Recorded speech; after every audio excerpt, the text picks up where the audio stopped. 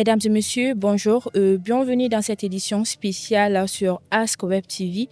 Aujourd'hui, nous sommes à Koulikoro, plus précisément à l'IPR IFRA de Katiboukou pour célébrer la 10e édition de la Journée mondiale des sols organisée par le ministère de l'Agriculture, IFDC et AGRA.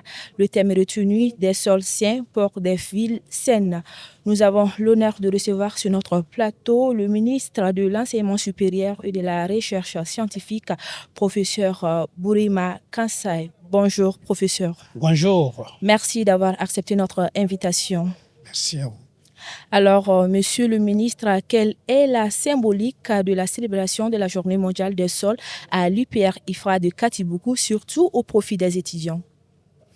Merci beaucoup. Avant de répondre à votre question, je tiens à remercier monsieur le ministre de l'Agriculture de m'avoir associé à la célébration de cette Journée mondiale des sols et remercier également monsieur le gouverneur de la région de Koulikoro et toutes les autorités administratives et communales de la région de Koulikoro pour leur mobilisation à nos côtés dans le cadre de cet événement-là.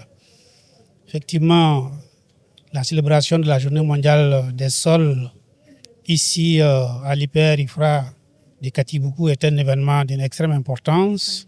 Vous savez bien que l'IPR est une vieille institution de formation et de recherche appliquée et qui dispose aujourd'hui d'un effectif important d'étudiants et qui dispose de laboratoires de recherche importants. Donc c'est le lieu le mieux indiqué, je pense bien, pour célébrer de manière idoine cette journée mondiale des sols dans un contexte aussi bien approprié. C'est pour ça que je vois la mobilisation massive des enseignants-chercheurs et la mobilisation massive des étudiants de l'IPR qui certainement tireront donc des profits importants de cette interaction qu'ils ont avec tous les acteurs donc du monde du développement rural. D'accord. Alors justement, qu'est-ce que le département de l'enseignement supérieur et de la recherche scientifique est en train de faire en termes d'appui, conseil et d'accompagnement? Alors, le département de l'enseignement supérieur et de la recherche scientifique a plusieurs vocations, dont l'une est effectivement l'expertise et l'appui conseil. Cela s'est fait à travers nos institutions d'enseignement supérieur et de recherche comme l'IPR IFRA, comme les universités, comme les grandes écoles. Donc, une de leurs missions, c'est véritablement de travailler dans le domaine de l'expertise et dans le domaine de l'appui conseil. L'IPR IFRA, d'ailleurs, est dans ses rôles, n'est-ce pas, donc de recherche appliquée et d'apporter des solutions aux paysans en travaillant ici dans le cadre de les laboratoires et donc en engageant des résultats de la recherche pour permettre de développer un peu l'agriculture et tous les éléments du développement rural de notre pays.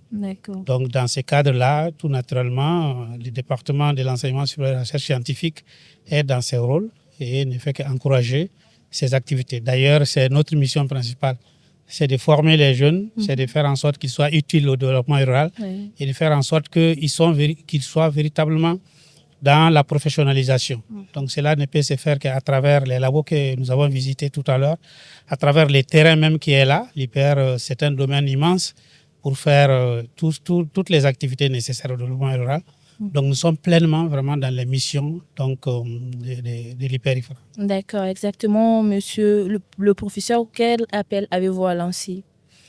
Alors l'appel que j'ai à lancer, c'est de demander à l'IPR IFRA de renforcer davantage ses liens avec ses partenaires-là pour pouvoir tirer le maximum de profit possible pour les enseignants-chercheurs et pour les étudiants, pour que nos étudiants à leur sortie puissent s'insérer très rapidement après avoir appris des choses pratiques qui leur permettent soit d'être employés, soit de créer leur propre emploi et pour qu'ils puissent être utiles à notre pays. D'accord.